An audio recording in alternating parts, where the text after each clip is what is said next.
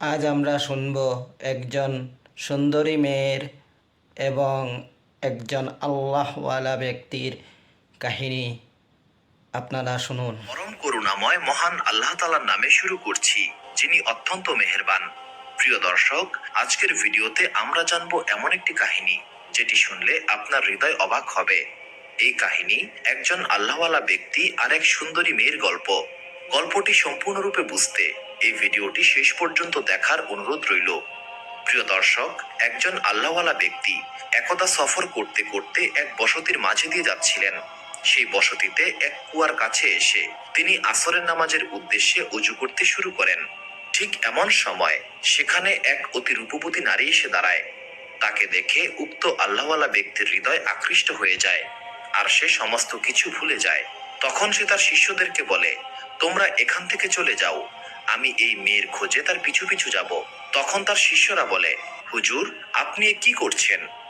দর্শক, আপনাদের জানিয়ে রাখি, এই ব্যক্তির 1,00,000 হাদিস মুখস্থ ছিল, আর সে ছিল একজন কোরআনের হাফেজ, আর ইসলামের প্রতিটি শাখায় তার ছিল অগাধ জ্ঞান। এরপর সেই আল্লাহওয়ালা ব্যক্তি বলেন, আমার কাছে আর এমন কিছু বাকি নেই যা আমি তোমাদেরকে শিক্ষা দেব, তোমরা সবাই ফিরে যাও। এরপর সেই হুজুর সেই বসতির দিকে এগিয়ে চললেন, যেই দিকে সেই মেয়েটি গিয়েছিল। এরপর তিনি সেখানে একজনকে জিজ্ঞাসা করলেন সেই মেয়েটির ব্যাপারে, সেই মেয়েটি কোথায় থাকে। জবাবে আল্লাহওয়ালা ব্যক্তি জানতে পারলেন সেই মেয়েটি গ্রামের এক মহাজনের কন্যা। এরপর আল্লাহওয়ালা ব্যক্তি সেই মহাজনের কাছে যায় আর বলে, তুমি কি তোমার মেয়েকে আমার সঙ্গে বিয়ে দেবে?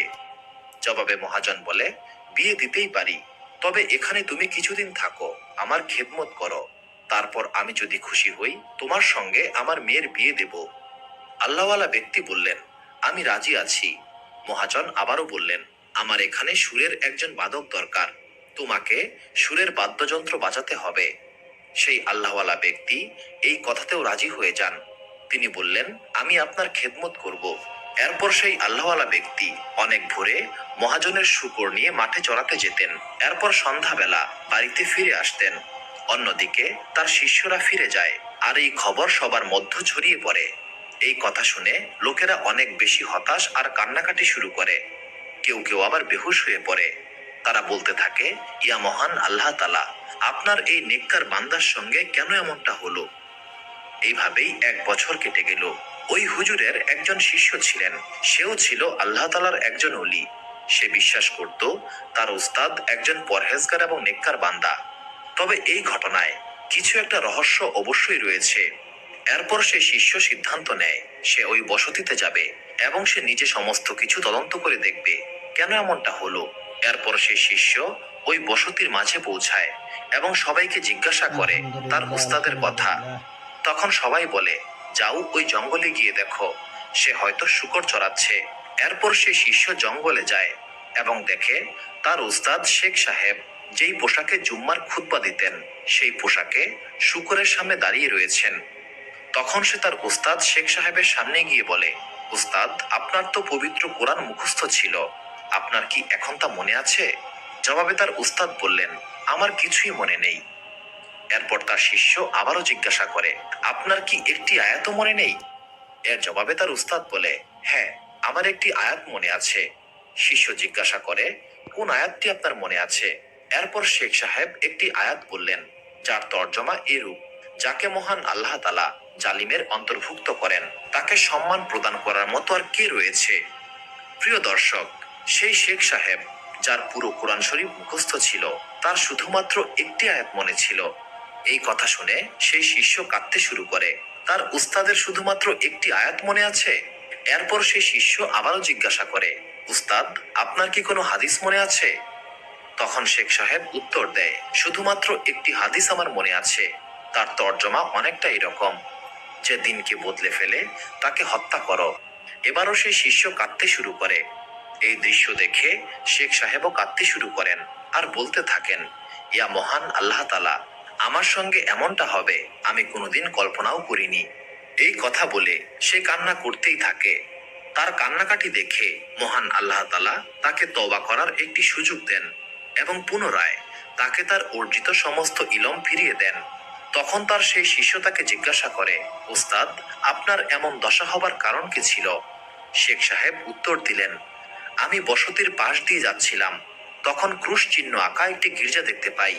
আর তখন আমি মনে মনে বলি, এরা কেমন মানুষ যারা মহান আল্লাহ তাআলার সঙ্গে অন্য কাউকে শরিক করে। এবং আমি তাদেরকে গালাগাল দিতে লাগলাম এবং বলতে লাগলাম, এদের কি কোনো বোধ বুদ্ধি নেই? আমি তাদেরকে গালি দেওয়ার কারণে মহান আল্লাহ তাআলা আমার উপর নারাজ হলেন। তিনি আমাকে বললেন, তুমি ঈমানের উপর রয়েছো তোমার বুদ্ধির কারণে নাকি আমার রহমতের কারণে? এটি তোমার সফলতা নয় যে তুমি তোমার কারণে ঈমানের উপর রয়েছো, বরং এটি তো আমার রহমত যে আমি তোমাকে ঈমানের উপর রেখেছি। এরপর মহান আল্লাহ তাআলা আমার অন্তর থেকে ঈমান কেড়ে নেন আর আমাকে বললেন, দেখো, তুমি তোমার বুদ্ধির উপর ঈমান ঠিক রাখতে পারো নাকি? তুমি তোমার ঈমান নিয়ে অহংকারী হয়ে উঠেছিলে। আমাদের এখান থেকে শিক্ষা নেওয়া উচিত, কখনোই অহংকার করা উচিত নয়, কারণ প্রতিটি কার্য মহান আল্লাহ তাআলার তরফ থেকে সম্পন্ন হয়ে থাকে। মহান আল্লাহ তাআলা যাকে ইচ্ছা পথ দেখান, যাকে ইচ্ছা পথভ্রষ্ট করেন। যদি কেউ নামাজ পড়ে তবে তা মহান আল্লাহ তাআলার তরফ থেকে রহমত তার উপর। এখানে নামাজ আদায়কারীর কোনো হাত নেই। আর যদি কেউ নামাজ আদায় না করে তবে মহান আল্লাহ তাআলা তাকে নামাজ আদায় করার কোনো তৌফিক দান করেননি। কখনোই আমাদের নিজেদেরকে নিয়ে অহংকার করা উচিত নয়, কারণ সবকিছুই মহান আল্লাহ তাআলার মেহেরবানি। আমাদের সব সময় নিজেদের অন্তর এবং জিহ্বাকে সংযত রাখতে হবে, যাতে করে কখনোই অন্তরে অহংকার না আসে আর জিহ্বা দিয়ে এমন কথা না আসে যাতে মহান আল্লাহ তাআলা নারাজ হন। কারণ মহান আল্লাহ তাআলা যা ইচ্ছা করেন, তিনি সমস্ত বিষয়ের নিয়ন্ত্রক। মহান আল্লাহ তাআলা আমাদের অহংকার আর সমস্ত পাপ কাজ থেকে হেফাজত করুন, আমিন। সুপ্রিয় দর্শক মণ্ডলী, প্রতিদিন নতুন নতুন ভিডিও পেতে আমাদের চ্যানেলটি অবশ্যই সাবস্ক্রাইব করুন এবং পাশে থাকা বেল আইকনটি প্রেস করতে অবশ্যই ভুলবেন না। এবং সেই সাথে আপনার যে কোনো মতামত আমাদের জানাতে আমাদের ভিডিওতে অবশ্যই কমেন্ট করুন। আশা করি আপনারা সবাই ভালো থাকবেন এবং সুস্থ থাকবেন। আসসালামু আলাইকুম।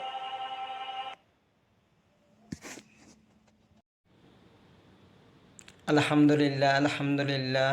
নিয়ামুল কুরআন ইউটিউব চ্যানেলের জন্য এই ভিডিওটি আমরা দেখতে পেলাম এবং শুনতে পেলাম ও আমরা শিখতে পেলাম। নিয়ামুল কুরআন ইউটিউব চ্যানেলকে ধন্যবাদ জানাই।